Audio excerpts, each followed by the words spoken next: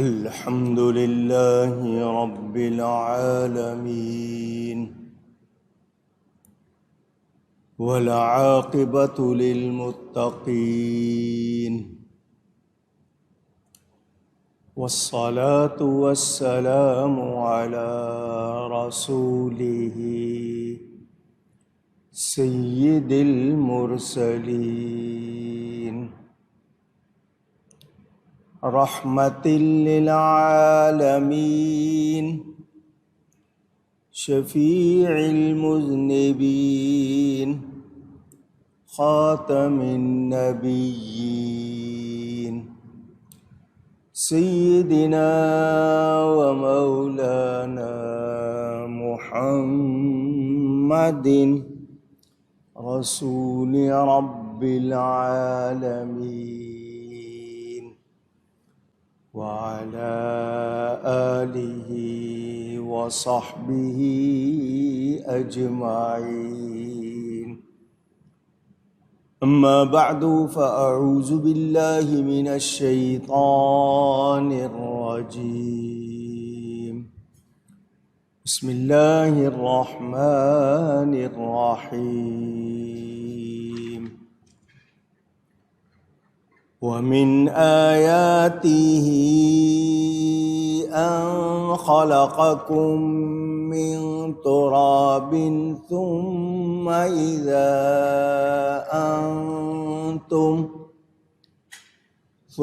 إذا أنتم بشر تنتشرون.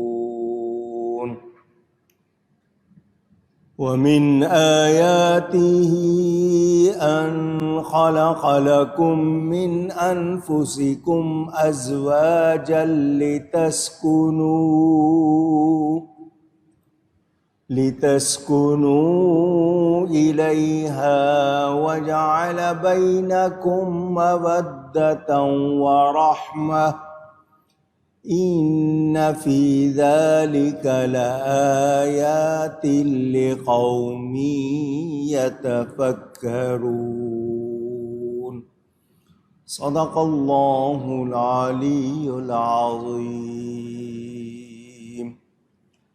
محبت کے ساتھ ایک مرتبہ درود شریف پڑھ لیجئے. اللهم صل على سيدنا ومولانا محمد معدن الجود والكرم وآله وصحبه وبارك وسلم.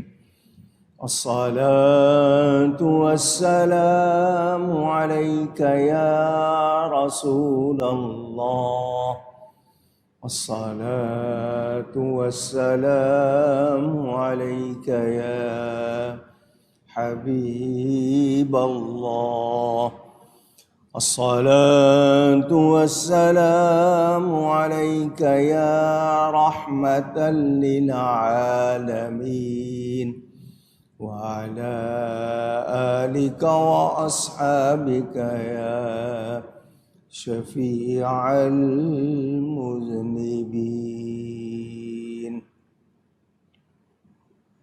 حمد و صلاۃ کے بعد قرآن کریم کی سورۃ الروم کی تفسیر گزشتہ 2-3 جمعے بیان نہیں ہوئی.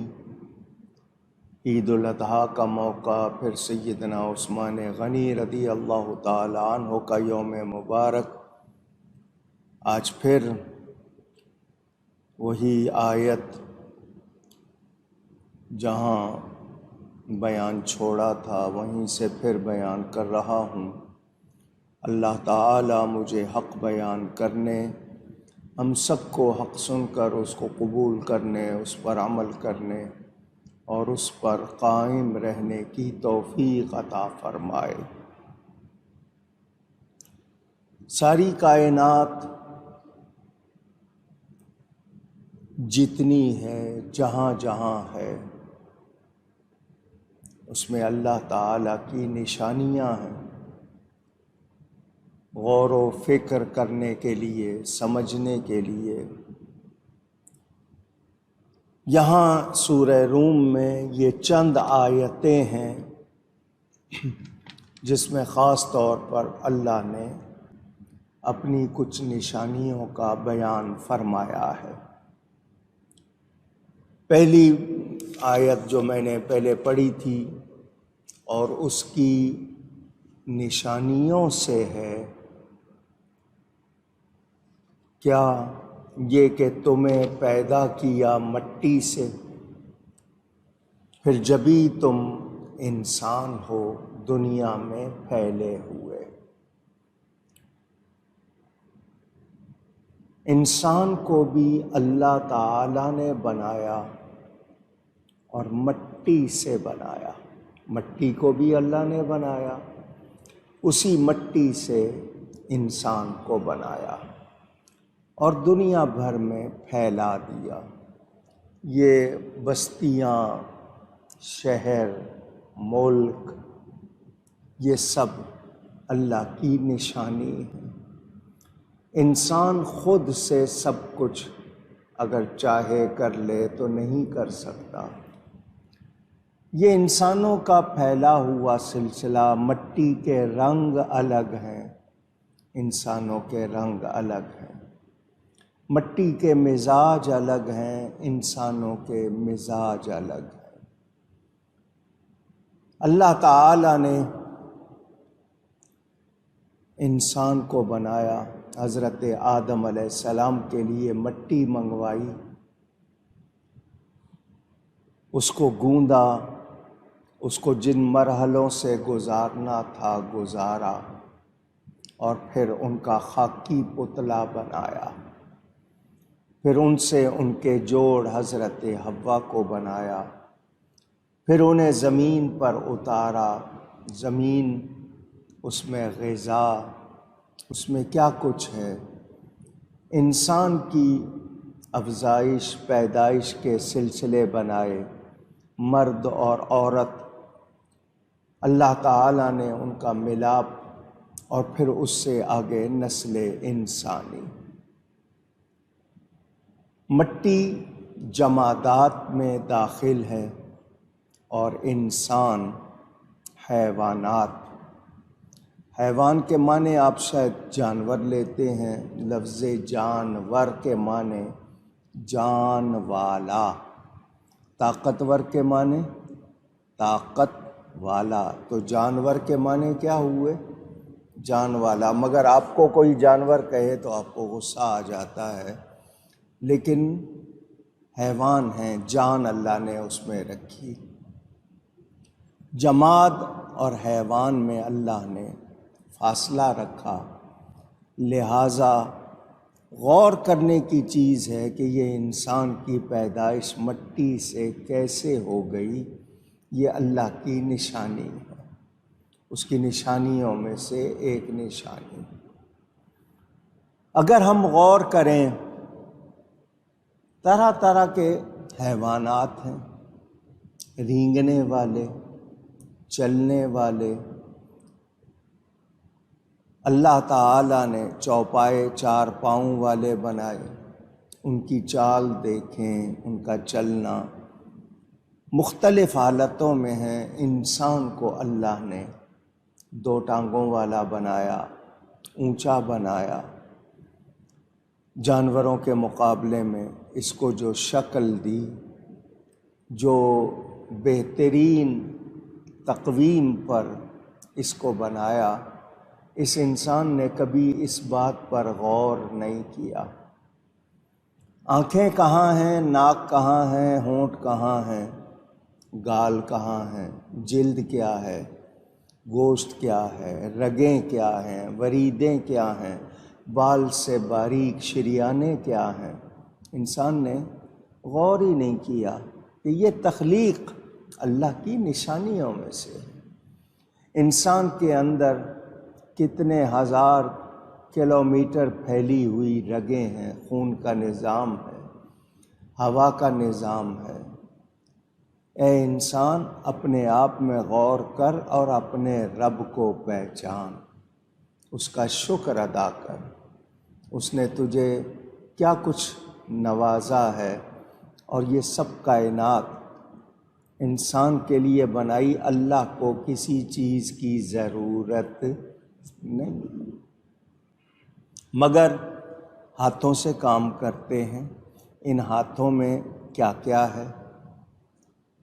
ہمارا چہرہ ہے، آواز ہے، لفظ بنتے ہیں، بولتے ہیں، ہم سمجھتے ہیں، غور و فکر کرتے ہیں۔ یہ ساری صلاحیتیں انسان میں کس نے رکھی ہیں؟ اللہ تعالیٰ نے رکھی۔ ایک انسان کتنی بولیاں بول لیتا ہے، کتنی قسم کی آواز نکال لیتا ہے، کبھی سوچا، غور کیا؟ مرد و عورت کی ساخت بناوٹ میں فرق رکھا، دونوں کے کام میں فرق رکھا، لیکن آج فرصت نہیں ہے۔ دنیا کو برت رہے ہیں مگر دھیان نہیں دیتے، غور نہیں کرتے۔ یہ رب کا کارخانہ قدرت، اس کو پہچان کر اس کے سامنے جھکتے نہیں، اس کا شکر ادا نہیں کرتے۔ ہر چیز استعمال کر رہے ہیں، کتنے ذائقے کھا رہے ہیں، کتنی چیزیں برت رہے ہیں۔ یہ لوہا کیسے بن گیا، لکڑی کیسے بن گئی؟ درخت کو دیکھیں تو اس کا بہترین حصہ پھل ہمیں دیا جاتا ہے، مگر ہم شکر کرنے والے نہیں بنتے۔ اللہ نے انسانوں کو ایک جگہ نہیں رکھا، پھیلایا۔ اس میں بھی کتنی حکمتیں ہیں۔ آپ کے لیے جانے آنے کے راستے ہیں، سہولتیں ہیں۔ کبھی 200 سال پہلے نہیں انسان نے سوچا ہوگا کہ لوہا اڑے گا۔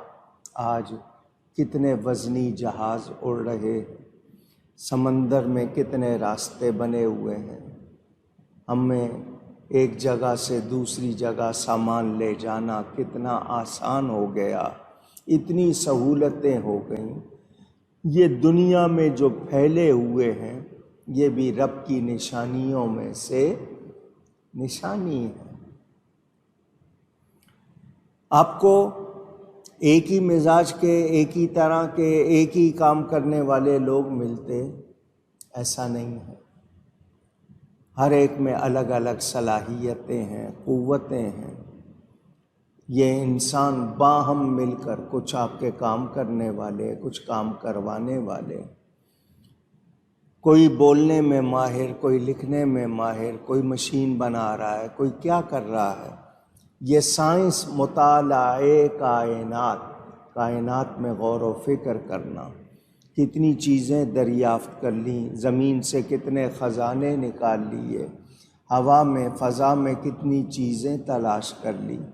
یہ رابطے، آپ نے کبھی سوچا تھا اس طرح ٹیلی فون آپ کے ہاتھ میں ہوگا اور آپ پوری دنیا سے رابطے میں ہوں گے؟